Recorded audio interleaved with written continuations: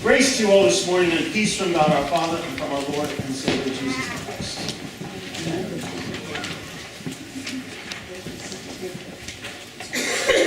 I've got a question for you this morning. I'm looking for Glenn. This is courtesy of Glenn Frisbee and one of his emails. He's what? He's on a plane. Does that mean you don't have sausages for fellowship time this morning? Good for him and Cindy. Who knows what the longest distance in the world is? Anybody? Longest distance in the world? The other side. Okay. Good guess. The other side of the earth. So whatever's opposite us. What if I told you it was 14 inches? That's weird, right? That's weird, Pastor Paul. You can say that. I get it. Longest distance in the world, 14 inches. The distance from here to here. The distance from the head to the heart is the longest distance in the world. I tell you that because I think that's exactly what St. Paul is dealing with in his letter to the Christians in Corinth. He's talking about the community, much like ours. And some people in the community who feel like they have their faith act so together that their relationship with God is so tight that they can do whatever they want because it will not affect them. Because they know exactly where they need to be in their relationship with God. And what they miss in that self-assurance about that relationship, which in and of itself is not a bad thing, that's going to be annoying, isn't it? At least to me, is the effect that they have on the rest of the community. I want to sketch this out very briefly. In the world at that time, you could belong to a guild or a small group, and that group would worship a particular god. And part of that worship was to eat a meal together, and that food would be dedicated to that god, and you would then eat it. The implication clearly being, as one can see in our own practice of Holy Communion, that to eat that meal meant some kind of a relationship with that particular god. Now, because Christians who are mature in their faith knew that there was only one God, and that if they ate a meal to Artemis, it didn't matter because Artemis didn't exist, there was no problem. But to other Christians who were not as strong in their faith, who saw those mature Christians eating the meal dedicated to Artemis, they would think, oh, who's really the God here? And they would start to question, and they would become weak, and they wouldn't understand what it meant to be a Christian, and they would fall. So Paul says then very boldly, I will never eat meat in those contexts, because it might, God forbid, cause one of my fellow sisters or brothers in the faith to misunderstand, to get confused, and to fall away. He would do nothing, he says, in order to cause somebody of a weaker faith to stumble. He says at the very beginning of our reading for this morning, knowledge puffs up. It's kind of a cool phrase, right? Knowledge puffs up. You ever know somebody who's kind of a know-it-all? Don't point fingers, okay? Know somebody who's kind of a know-it-all? Or somebody that you talk to and every time you tell a story they have a better one? That's the kind of person that Paul is talking about. Somebody who knows everything. And you can't ever tell them anything to go, oh yeah, but really. And they'll tell you a better story. Or they'll tell you something more.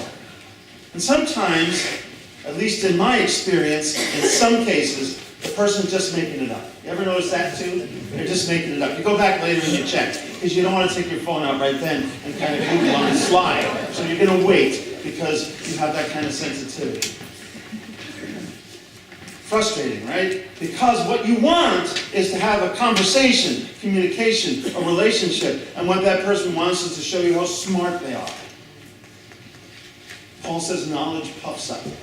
And sometimes the longest distance in the world is the distance between here, what we know, what we're sure of, what we're confident in, and here, how that affects the people around us.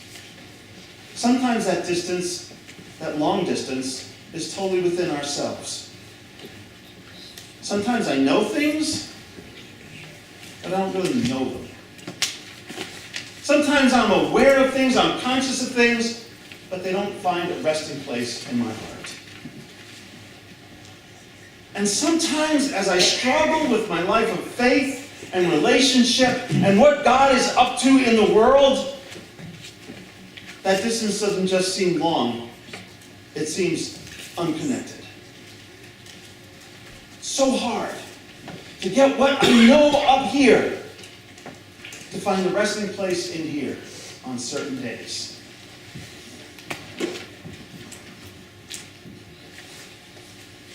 This morning our reading from the Gospel is from the Gospel of Mark. We're going to take a little step back. We're going to get a little bit of a wide perspective here, okay? As we consider this distance. A reading from the Gospel of Mark. This year that began at the beginning of Advent is the year of Mark, so most of our Gospel readings on Sunday mornings are going to come from Mark. And Mark has a very specific goal in the way he organizes his Gospel. And I want to suggest to you today that what Mark is about in telling the story of Jesus is an attempt on his part to get the people who read and listen to what he says to not just know that Jesus is Lord, but to know that Jesus is Lord. To bridge that distance, I think Mark wants to bridge that distance between head and heart. He doesn't want people to just get knowledge or information, but he wants them to have an experience. So gradually, as you read through Mark's Gospel, you see that the understanding of who Jesus is and the things that he does grow more and more, little by little. And I believe that what Mark is hoping is that as you see these different facets of Jesus' power and personality, you begin to scratch your head and stop relying on your head as much and start to rely on your heart more, to be open to what the truth of this gospel message is. So in this morning's reading, for instance, the very beginning of Jesus' ministry, we know that because it's Mark 1, right? It's the very beginning of Jesus' ministry. He's in Capernaum with his disciples, and he's in the synagogue. He's teaching already. Those who are listening to him are kind of curious. He teaches as one with authority, as one who knows what he's talking about, who has experienced those things about which he is speaking. That's what they mean by authority. He's not just repeating what somebody else said to him, but this is coming deep out of his own spirit, out of his own self. Already he's raised the awareness of the people around him. And then a man in the synagogue, whom we would say is mentally ill, confronts Jesus. Their understanding was that the man was spirit-possessed, demon-possessed. And look at what happens there, right? For me, it's kind of fascinating. Jesus is there teaching, and this man screams out to him, "What have you to do with us, Jesus of Nazareth? We know who you are, the Holy One of God." Nobody knows that. Nobody else in the synagogue that day knows that. They're still scratching their heads going, who is this guy? But the demon-possessed man, the demon speaking through him, says, "We know who you are, the Holy One of God." Mark 1, at the very beginning, we have the fullness and the totality of Jesus' identity as the Holy One of God. And Mark is essentially saying to us, in relating that experience, that hopefully by the end of the gospel, by the end of the story, in our own lives of faith, we will come to the same realization and awareness as that demon. That's crazy, right? Why should we know what demons know? Because it's the truth. And the difference that I think Mark wants us to understand as he tells this story is that the difference should be not in what we know, but in how we react to that knowledge. For the demon, the reaction is one of fear. You're going to throw us out. You're going to get rid of us. You're going to defeat us. And we like doing what we're doing, possessing people and ruining their lives. But for believers, for those who see in this Jesus something different, not just authority, but grace, love, compassion, power,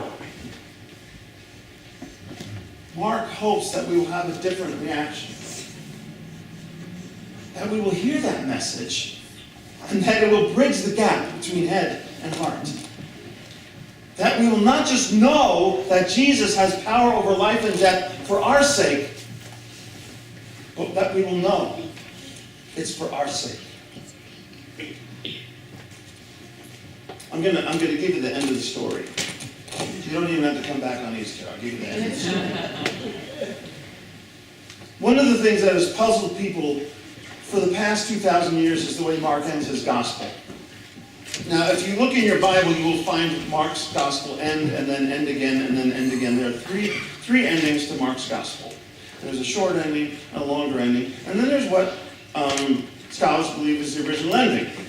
The original ending is the resurrection of Jesus, and the women go to the tomb to anoint his body, and the tomb is empty, and the angel is there and says, "Why do you look for the living among the dead? He's not here, he's been raised as he told you. Go and tell his disciples." Last verse in Mark, chapter 16, verse 8. "And the women left the tomb, and fear and trembling seized them, and they said nothing to anyone because they were afraid." A terrible ending. Isn't that a terrible ending? What do you mean they said nothing to anyone because they were afraid? So it's because that's such a terrible ending that some other people tacked on a couple of new endings to finish the story. Why would Mark spend all that time as a follower of Jesus collecting those stories and writing them down only to not finish? I think it's because what Mark elicits from his gospel, or hopes to elicit, is an experience, a reaction. So that when you get to the end of the story, and it says that the women fled from the tomb for fear and trembling seized them, and they said nothing to anyone, you go, wait a minute, that can't be how it ends. I know how it ends. Mark wants you to say that within yourself, that story has already been fulfilled in you. In other words, he doesn't want to just give you information about Jesus. He wants to give you an experience of who Jesus is in a way that changes you, that transforms you. At its most basic, gives you hope. Marion and I went to see Star Wars last night. You guys see The Last Jedi? Huh? Jedi. I'm on the beach. You guys see The Last Jedi? How many of you saw The Last Jedi? Not too bad. Did you like it? Did you pretty much like it? Yes, a lot of you like that movie. Kind of another bummer of an ending, though, pretty much, right? I mean, I won't give it away. Because I'm sure you're all going to go see it. It's a cultural necessity. It's kind of a bummer of an ending because there aren't too many good guys left at the end. But one of the things that they talk about again and again in the movie is this idea of hope. And why should, as the good guys at the end are kind of, doesn't want to hear the end of the movie. As the good guys are considering why they should carry on, it's because they represent hope. And hope is so important to us as human beings. And I think that hope can't just be somebody saying, I know you've probably all experienced this, everything's going to be okay, right? Somebody who doesn't understand from your point of view how bad things are for you can't just say to you, everything's going to be okay. There has to be some kind of a connection that gives their words credibility. Otherwise, what they say just is meaningless. They're trying to give you information, and what you need is experience. What you need is somebody who can identify with you in that moment. So it's more valuable if you've had that experience and can share it and say, hey, I came through something much like you're going through, and you'll survive. Because you become an example and a witness of that hope that is real, that comes from the heart and not from the head. We all know from our heads in the long view that things are going to be fine, that everything eventually works out, that even though we go through tough times, we rally around those causes that are important to us and we make changes so that those tough times can be more livable. So that we not only survive, but we become stronger because we face them with God's help and as a community. We all know that, but sometimes we don't know that. This is so much my fear for young people. They don't have that part of their brain done yet. Did you know that? We're getting so into brain science these days. A couple weeks ago I talked to you about brain science. Young people don't have that part of their brain finished yet. You don't have that part of your brain finished yet, so be patient with yourself. That part of their brain that says they can take the long view and see a different future. So much of young people's lives are about the immediate consequences of their actions and what that means for them. And so sometimes they get really depressed. I know you're saying sometimes I get really depressed. From a different point of view, though. And I think that God puts us in community and in family so that we can simply say to our young people, to the best of our ability, you're going to be okay. You're going to get through this. We're here for you. There's a future. And I know you don't believe that, so please, dear God, take my word for it right now. You'll discover it for yourself.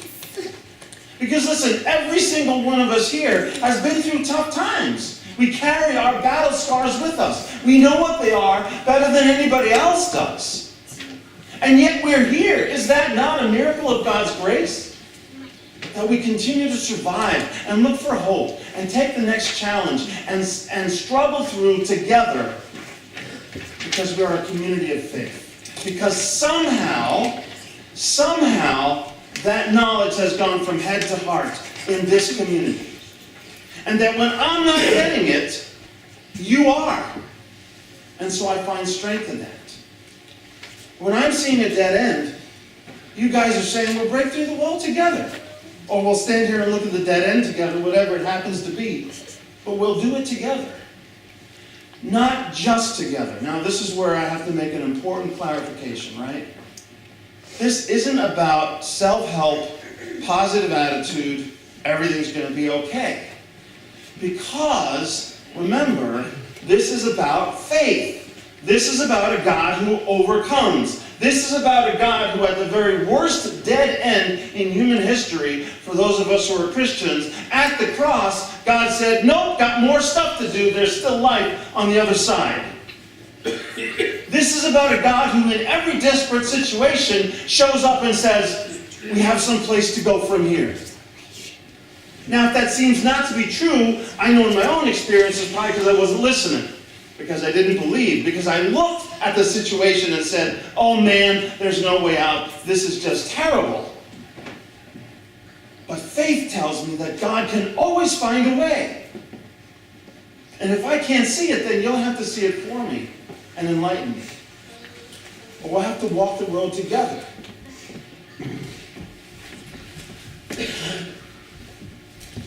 It's a long distance. It's 14 inches. But it's not an unbridgeable one. God is about bridging it in our lives all the time. About letting us know that what we know can become what we know. That as people of faith, there is always hope. That God is never done. That we can see it through. Not only for ourselves, but for the sake of others. So, last word. Next Sunday we have our annual meeting. As you know, we have 2 annual meetings here at Emmanuel. One in November to do budget, and one in February to talk about mission, who we are as God's people and where we're going together. And our focus next Sunday is going to be on discipleship. Following Jesus on the road, and finding ways to do that together. Because as we find those ways to practice our faith, it becomes stronger. Our knowledge becomes better. We know with more conviction that God is a God who will overcome. And as I look at you, I see disciples. Every single one of you at a different place, wanting to follow, wanting to find hope, wanting to be part of a solution, wanting to just surrender into God's arms and see what God has in mind. Sometimes strong, sometimes weak, sometimes confident, and sometimes not so sure what God's up to. But on the road, it's a good place to be. Mark doesn't give away the ending of the beginning, but he gives us glimpses. And maybe Mark's gospel is there as a reflection of our own life of faith. We don't see the ending, not yet. We believe it, we know it, but we haven't experienced it. You will someday. Right now we just get the glimpses. that keep us on the road and keep us on the road together. Thanks be to God. Amen.